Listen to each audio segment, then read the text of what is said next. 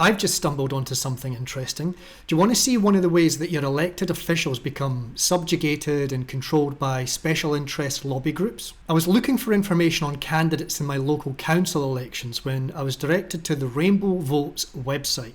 This is a group of people pushing for what they call Rainbow Local Government. It's based in Victoria, Australia, but I know there are similar lobby groups across the Western world. So what does this group do? Well, they pressure local councils into wasting all the resources on nonsensical rainbow pride activities like setting up council-run committees so that everyone can talk about and plan queer events, and wasting time writing LGBTIQA plus action plans, ensuring that the ever-expanding list of rainbow celebration days are observed by having the newest sexual identity flag flying on government buildings, and installing and maintaining these also important rainbow crosswalks. Rainbow crossings help create a space where everyone feels seen and valued, and make local communities a place where love and inclusion are always in the spotlight. Man, give me a break. And they pressure prospective councillors into submission before they've even run for election. Are you a council candidate? You can make a commitment to foster a council culture and community that's inclusive, responsive, and accessible to LGBTIQA plus Victorians. Take our pledge. So they get new councillors in their trap early on. All this about being inclusive of LGBTQs. Are they saying that gays aren't being included by the local council?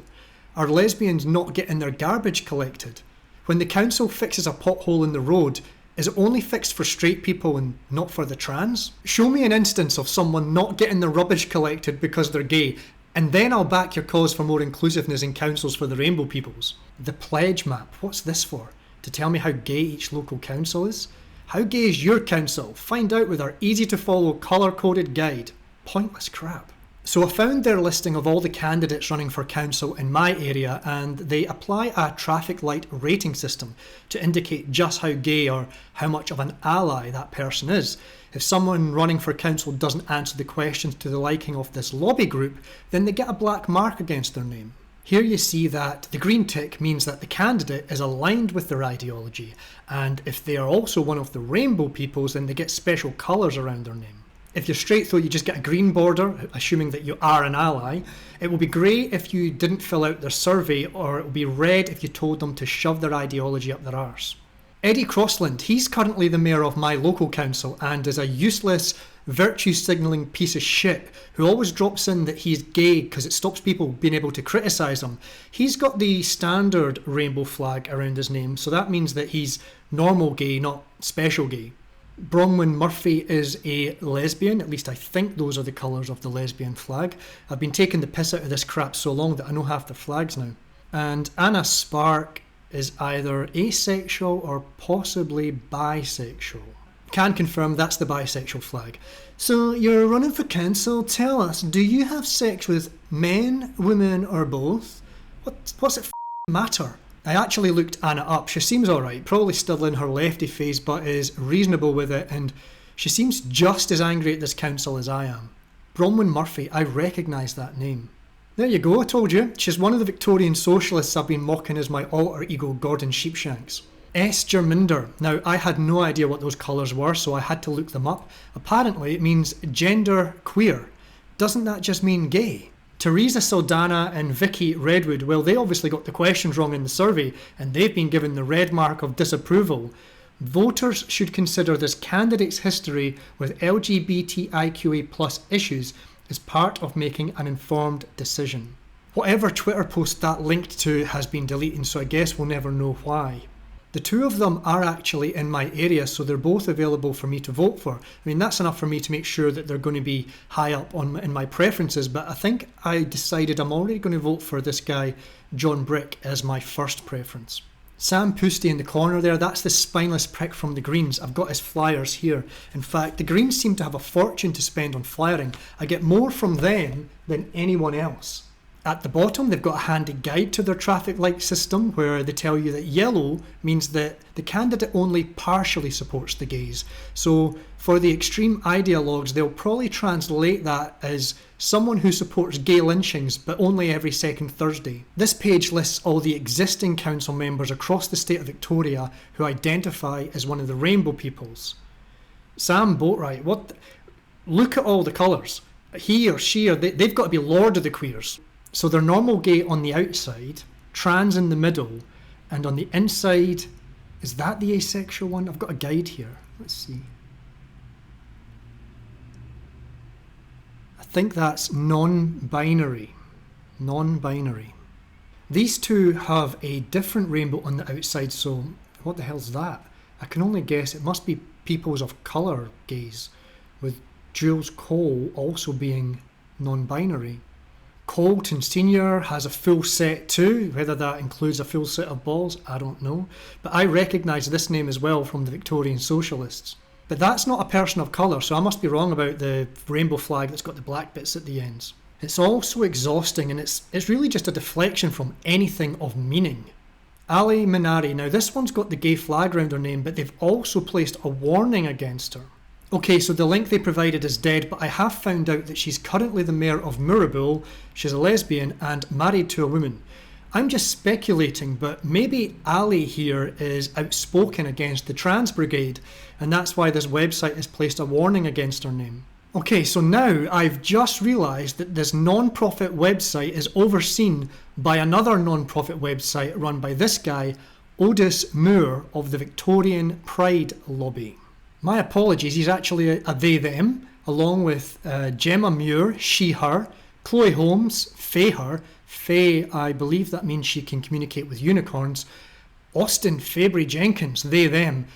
Is that a toff's name if I ever heard one? Master Austin Fabry Jenkins of the Manor.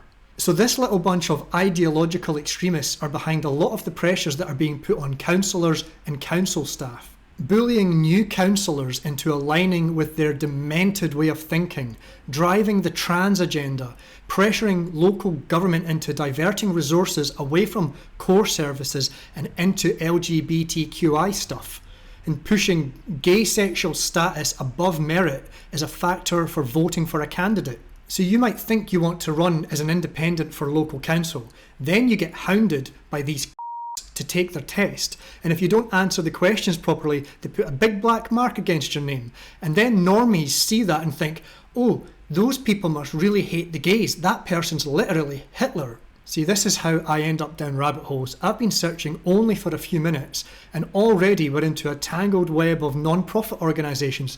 This is another one, Streets Alive Yara, who also have a rating system for candidates. 2 green ticks, 1 green tick, orange dots, red crosses, and this group seems to heavily favour the Green Party candidates who are running.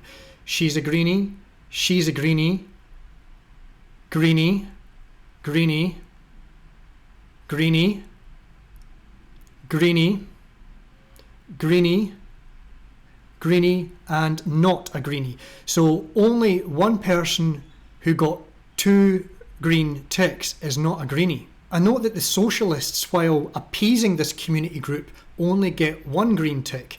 So this organisation, masquerading as an independent community group, just happens to give double green ticks to all the green candidates.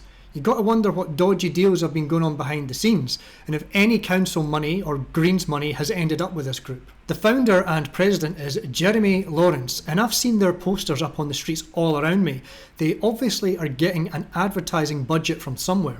And again, these posters heavily favour the Greens, while shitting on all the independents. Independents who have to fund their run for council from their own pocket. I and others have been criticising this Greens-led council for years on their mismanagement of ratepayer money and their general incompetence. I've plenty of videos on them.